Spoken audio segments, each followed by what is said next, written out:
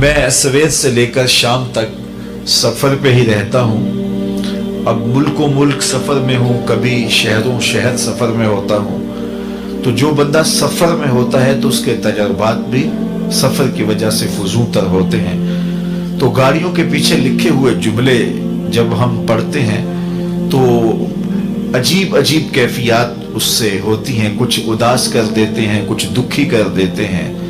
कुछ जुमले ऐसे होते हैं कि हम सर पकड़ के बैठ जाते हैं, कुछ सोचने पे मजबूर करते हैं। एक जुमला लिखा होता है गाड़ियों के पीछे, अगर पाकिस्तान में आपका कुछ वक्त गुजरा हो तो लिखा होता है सनम बेवफा। तो मैं अपने दोस्तों को कहता हूं कि इसका मतलब समझते हो? तो वो कहते हैं जनाब आप बता दीजिए। तो मैं कहता हूं ये तहरीरी एहतजाज है। इसने किसी से प्यार किया होगा, फिर बेवफाई का दाग लिए अब दिल की आग निकाल रहा है। सनम बेवफा कह के अपने अंदर की भड़ास निकाल रहा है। ये तहरीरी एहतजाज है। मैं कहता हूं साहिब तूने दिल ही उसे दिया जिसने तुझे जो है वो छोड़ दिया, और आज तू उन हसरतों का जनाजा लिए गली गली घूम रहा है। आज तू आ मैं तुझे एक चौखट बताऊं, जो हाथ पकड़ते हैं तो हशर के दिन भी नहीं छोड़ते। तो प्यार उससे करो जो वफा निभाने की रीत जानता हो। उससे प्यार ना करो कि बाद में तुम रोते रहो और सिसकियां भरते रहो कि हमारी बेकदरी होगी और हमारे दिल का किसी हाल नहीं पूछा।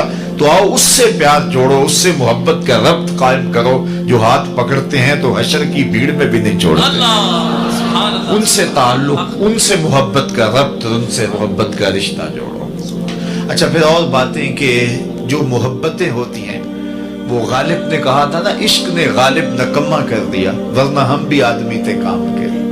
अच्छे भले आदमी को मोहब्बत मजनू बना देती है। तेरी महफिल में आके बदनाम हुए, निगाहे जमाना में बेनाम हुए। तूने वादा किया था बिछड़ेंगे ना हम, तेरे ही हाथों से नीलाम हुए। तशख्खुस मिट जाता, नाम तो कैस था ना, लेकिन दुनिया मजनू कह के पुकारती, असल नाम ही मतरूक हो गया। शनाख्त मिटा दी, नाम मिटा दिया।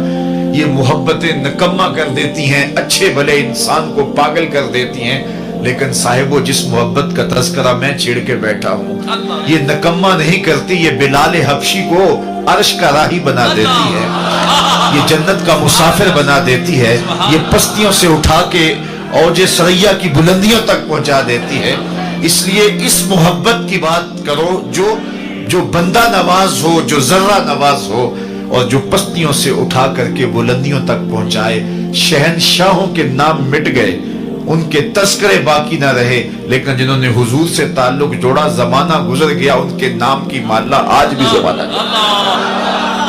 मैं आपसे अगर ये सवाल करूं कि जिस जमाने में मेरे हुजूर आए उस जमाने के खाकान का नाम क्या था, तो शायद इस बड़ी बज़्म में आली मर्तबत उलमा के बगैर कोई ना बता सके।